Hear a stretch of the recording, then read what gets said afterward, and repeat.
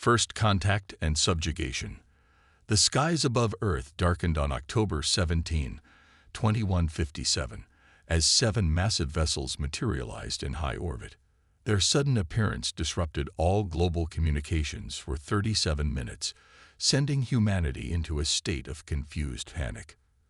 By the time networks stabilized, every screen on the planet displayed the same message. The Axari Imperial Fleet extends greetings to Earth. Prepare your representatives for integration proceedings. Commander Elena Reyes stood at the United Earth Defense Headquarters in Geneva, watching the real-time visuals of the alien vessels. Each ship stretched nearly 4 kilometers in length, their hulls shimmering with an iridescent metallic surface that seemed to bend light around them. "Thermal signatures?" she asked, her voice steady despite the adrenaline coursing through her veins. "Off the charts, Commander," replied Lieutenant Adams. "Their propulsion systems alone could power North America for a decade." Elena nodded, processing the implications. Humanity had achieved remarkable technological progress in the past century, colonizing Mars, establishing outposts in the Jupiter system, and even sending exploratory missions to nearby star systems. But nothing in their arsenal could match what hovered above them now. "The Security Council is convening in 30 minutes, said Director Cheng, appearing on the main view screen. "Commander Reyes, you've been selected as military liaison for the first contact delegation." Within 24 hours, Earth had assembled its delegation. Commander Reyes for Defense, Dr. Omar Al-Farsi for Science, Ambassador Liu Wei for Diplomacy, and Corporate Consortium Representative Adebayo Okafor for Economic Interests. They ascended to orbit aboard Earth's most advanced shuttle, dwarfed by the Axari vessel that had positioned itself to receive them.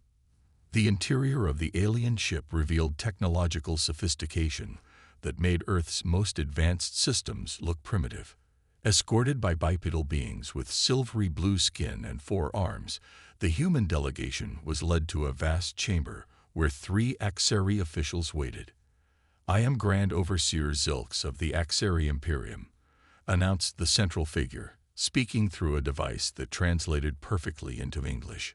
Standing nearly 7 feet tall, Zilks's elongated head featured 6 eyes arranged in a hexagonal pattern, all focused on the humans with calculating precision. "Your planet has entered Axari space. We have come to formalize your integration into our empire." Ambassador Liu stepped forward. "We welcome this opportunity for dialogue between our civilizations. Earth is interested in establishing peaceful."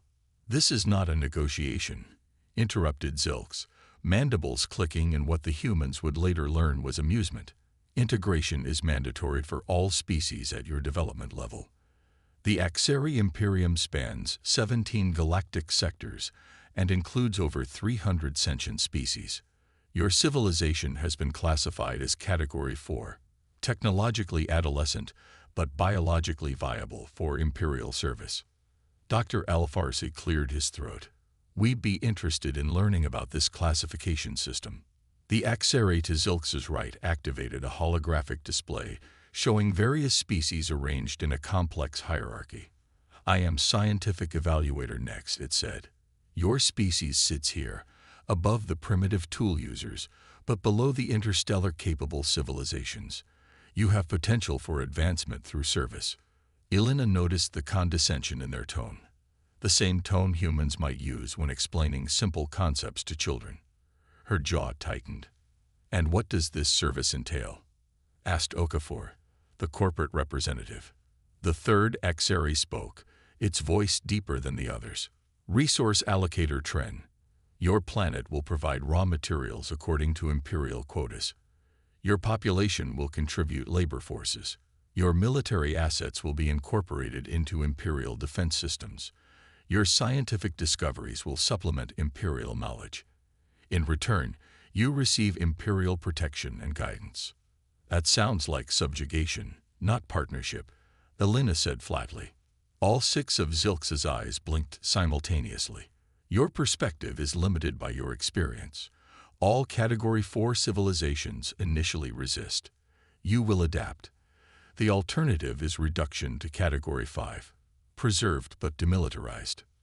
"You're threatening us," Ambassador Liu stated. "We are informing you of reality," Zilks replied. "You have 7 planetary rotations to prepare your world leaders for formal integration procedures. Study these protocols." The Grand Overseer transferred a massive data package to the humans' devices. "Your questions will be answered by your assigned transition supervisor."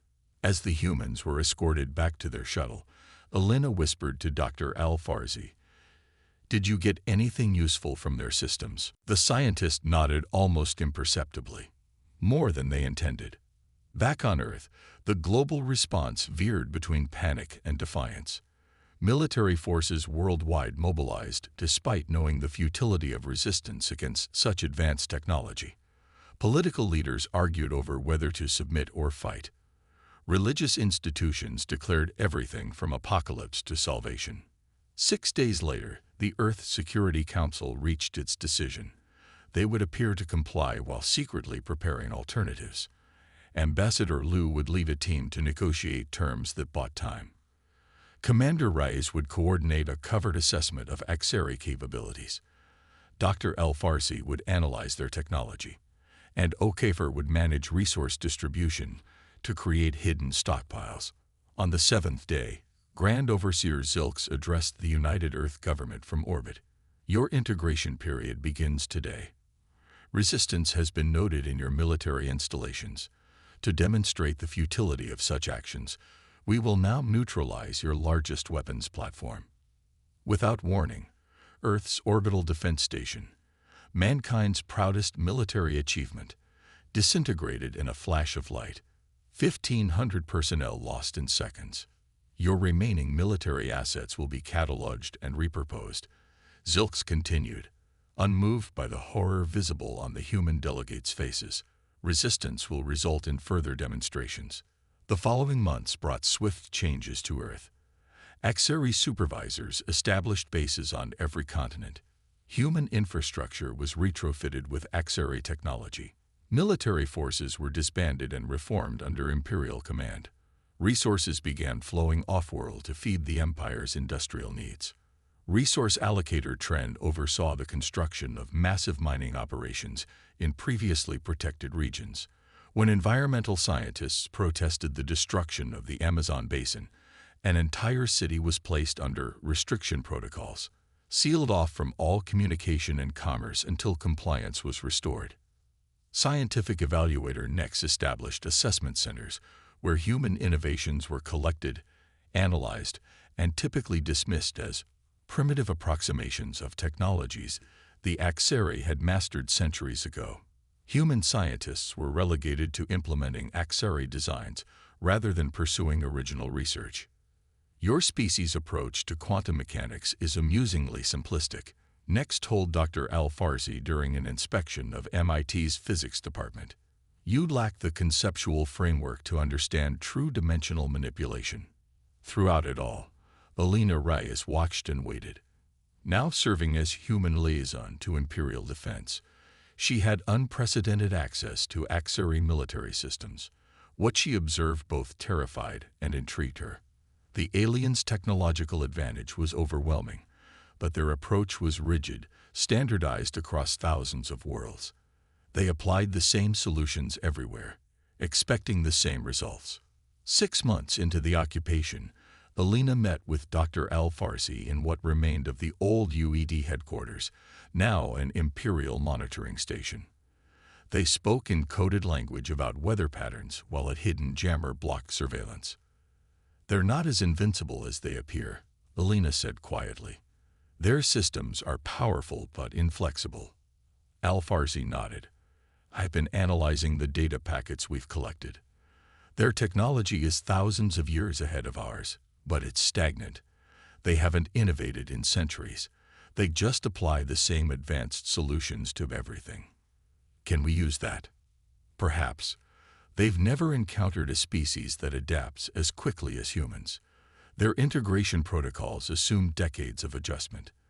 They don't expect us to understand their technology for generations." "But you already do." Al-Farsi's eyes gleamed. "Not completely, but enough to know they have vulnerabilities. Their systems are built on quantum entanglement networks that follow rigid protocols. Change the protocol, and the entire network falters. Elena leaned forward. How long until we could implement something practical? With a global coordinated effort, working completely off their surveillance grid. Maybe a year, maybe two. We don't advertise this, Elena said firmly. Not to anyone outside the core resistance. As far as the Axari know, we're compliant Category 4 servants, gradually accepting our place in their empire. Al-Farsi grimaced. The cost of maintaining that facade will be high. The cost of failing will be extinction, Elena replied. We play their game, learn their rules, and when they least expect it, we change the game entirely, Al-Farsi finished. As they left the meeting, an Axari patrol glided past, its sensors sweeping for unauthorized assemblies. The aliens didn't even glance at the two humans. After all, what threat could these primitive beings possibly pose to the might of the Axari Imperium? In her quarters that night, Elena reviewed the classified communications from resistance cells around the globe. From Siberia to Patagonia, humans were studying Axari technology, identifying patterns, finding weaknesses. While publicly humanity bowed to imperial authority, privately they prepared for the moment when the Empire would discover just how dangerous a Category 4 species could be. The Quiet Revolution. 3 years passed under Axari rule. Earth's surface had been transformed with alien architecture and technology. Massive transit hubs connected resource extraction sites to orbital lift platforms. Human labor forces toiled in imperial facilities, manufacturing components for star vessels and weapon systems they would never control. To the casual observer, Earth had been successfully integrated into the vast machine of the Axari Empire. Grand Overseer Zilks had been promoted for the efficient subjugation of humanity. In his place, Overseer Kravax now administered Earth operations from the Imperial Tower in former New York City. From his observation deck, he watched human workers streaming into the industrial complex below. Remarkably adaptable, Kravax remarked to his aide. Production efficiency has increased 17% over the last cycle. Perhaps they deserve reclassification to Category 3. Their compliance is unexpected given their historical tendency toward rebellion, the aide replied. The cultural integration specialists predicted at least a decade of resistance. They recognize superior order when presented with it, Kravax said dismissively. Now they serve a greater purpose than their primitive nation-states could provide. Schedule an inspection of the Pacific Reclamation Project.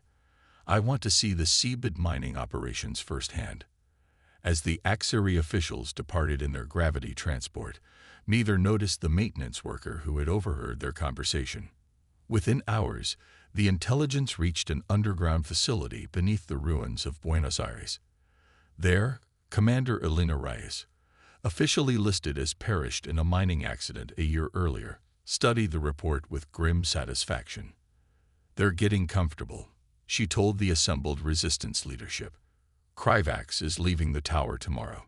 Security will be redirected to the Pacific. Dr. Al-Farsi, his face gaunt from years of clandestine work, nodded. The diversion we need. How long will he be gone?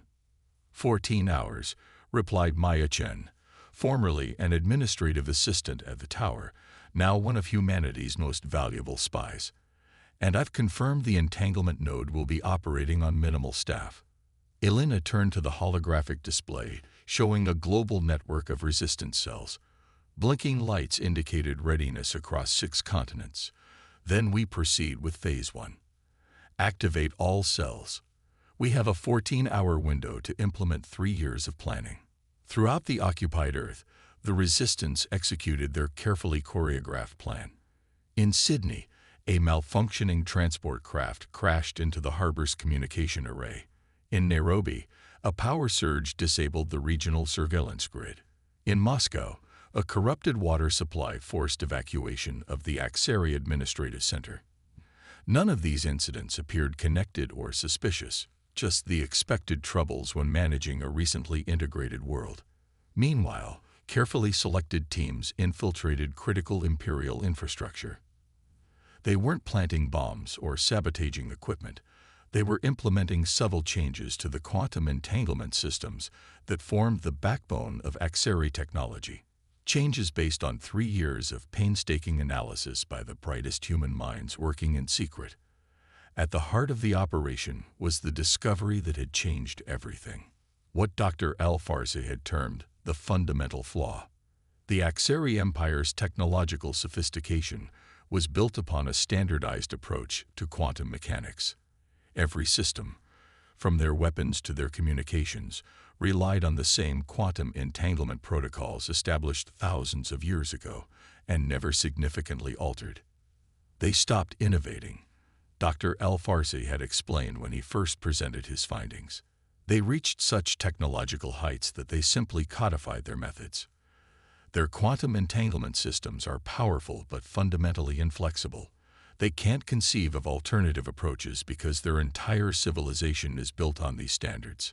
The human resistance had spent 3 years developing what they called the desynchronization protocol, a method to subtly alter the quantum signature of entangled particles, not enough to cause immediate failure, but enough to create cascading errors when systems attempted to communicate across vast distances. As Overseer Krivax inspected the Pacific operations, Alina Reyes and a small team infiltrated the sublevels of the Imperial Tower. Disguised as maintenance workers, they accessed the central entanglement node, the hub connecting Earth to the broader Imperial network. 6 minutes until the security sweep warned Maya through their secure comm. Alina's hands moved with practiced precision as she accessed the quantum core. Initiating sequence alpha. Prepare for verification. Dr. Al-Farsi, monitoring from their hidden base, confirmed each adjustment. Signature shift detected. The system is compensating as predicted. Proceed with beta sequence. Layer by layer, they implemented their changes, not an attack. Nothing so crude or detectable, but a recalibration. The entanglement node would continue functioning, but its quantum signatures would gradually drift from Imperial standards. The HFY, with their rigid technological framework, wouldn't detect the subtle shift until it was too late. Sequence complete, Elena reported, withdrawing from the system. Exiting now. Across Earth, similar teams completed their missions. By the time Overseer Krivax returned to the tower, everything appeared normal. The entanglement node showed green status indicators. Security reported no unusual incidents. Production continued uninterrupted. But deep within the quantum architecture of the Imperial network, something had changed. Like a virus introduced to a biological system, the desynchronization protocol began its work. Slow, subtle, spreading. 2 weeks later, the first anomalies appeared. Communication delays between Earth and the Imperial core worlds increased by microseconds, insignificant enough to be attributed to solar activity. Supply chain logistics showed minor discrepancies. Navigation systems required more frequent recalibration. The HFY technicians applied standard fixes, unaware that each correction further embedded the human alterations into their systems. Their rigid protocols couldn't detect what they weren't programmed to find. 6 months after Operation Trojan began, the effects reached critical mass. An Imperial battle group arriving to rotate the Earth garrison materialized 2,000 kilometers off position. Their navigation systems, receiving corrupted entanglement data, had miscalculated the jump coordinates. As they attempted to correct, their communications with the surface became garbled. HFY commanders interpreted this as a local system failure and initiated emergency protocols, unaware that their diagnostic tools were receiving falsified data. In the Imperial Tower, alarms activated as connection to the incoming fleet fragmented. Stabilize the entanglement node, demanded Sub-Overseer Jex. The Vanguard fleet is reporting critical systems failures across all vessels. The HFY technicians worked frantically, applying the same solutions that had served the Empire for millennia. But their efforts only accelerated the cascade failure. Each attempted fix triggered pre-programmed responses in the compromised systems. What's happening? Overseer Krivax demanded as he entered the command center. Why can't we establish clear communications with the fleet? Unknown anomalies in the quantum network, a technician reported.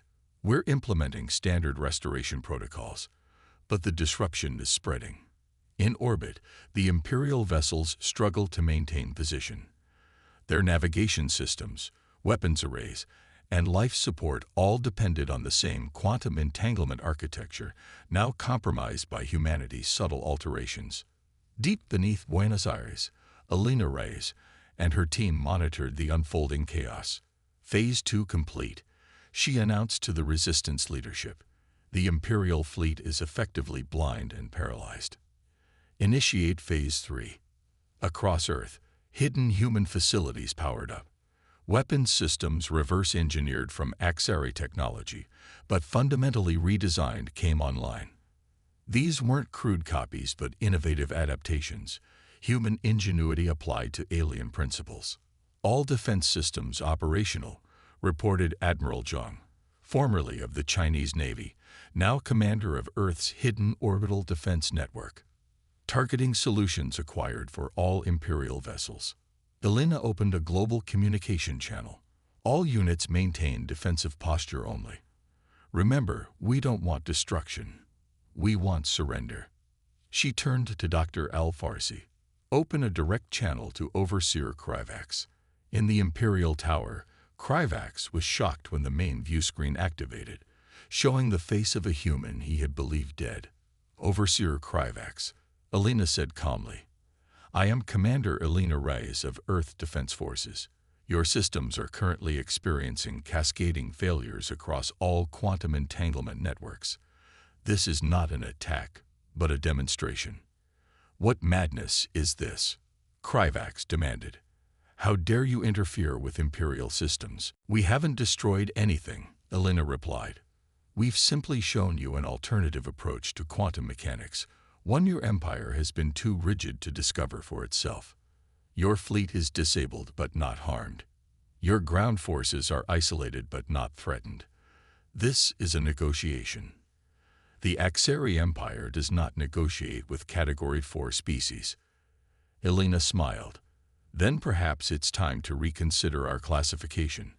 While you've been supervising our compliance, we've been studying your technology, understanding its foundations, and finding ways to improve upon it.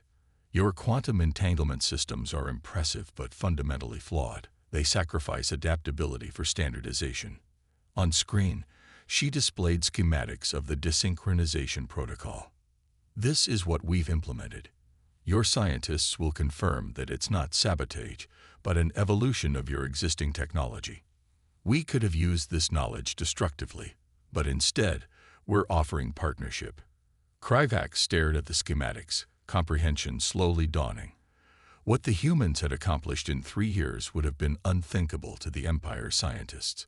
They had not only understood incredibly advanced technology, but innovated upon it in ways the Axari had never considered. Your terms, he asked finally, mandibles clicking in agitation. Earth's immediate reclassification as a sovereign allied world, not a subjugated one. Withdrawal of occupation forces, fair trade agreements for resources, exchange of scientific knowledge, and recognition of humanity's right to self-determination. The Grand Council will never. The Grand Council will understand the implications, Elena interrupted. We've transmitted our findings to your homeworld using your own communication systems. They know what we've done and how easily it could be replicated across the Empire. This isn't just about Earth anymore. In the following days, the balance of power shifted dramatically. Imperial reinforcements arrived only to find the original fleet restored to functionality, but under joint human-Axari control. The Axari scientists, overcoming their initial outrage, became fascinated by humanity's approach to quantum mechanics. What had begun as occupation transformed into an uneasy but rapidly evolving collaboration. 6 months later, Elena Reyes stood beside Overseer Kryvax, now redesignated as Ambassador Kryvax, addressing the first joint Human-Axari Scientific Congress. The integration of human creative thinking with HFY technological foundations has yielded advances neither civilization could have achieved alone. Kryvax acknowledged. The Empire has begun implementing the adaptive entanglement protocols across all 17 sectors, and Earth has gained access to interstellar travel capabilities centuries ahead of our previous trajectory, Elena added. But more importantly, we've established a new paradigm for species interaction, one based on mutual respect rather than domination. As the delegates applauded, Dr. Al-Farsi leaned toward Maya Chen. They still don't fully understand what happened, do they? She smiled. They understand that we surprised them. They haven't yet grasped that it's our nature to always surprise, to question, to adapt. That's why their empire stagnated and why our alliance will transform it. In orbit above Earth, the massive HFY vessels now docked alongside the first human-designed interstellar ships. Together, they represented something unprecedented in the galaxy, a partnership between a species that had mastered technological perfection and one that refused to accept any limitation as permanent. The stars that had once seemed to mark the boundaries of human potential now beckoned with new promise. The HFY Empire had arrived expecting to find another servile species to absorb into their ancient hierarchy. Instead, they had encountered humanity, adaptive, innovative, and unwilling to accept subjugation as destiny. And the galaxy would never be the same.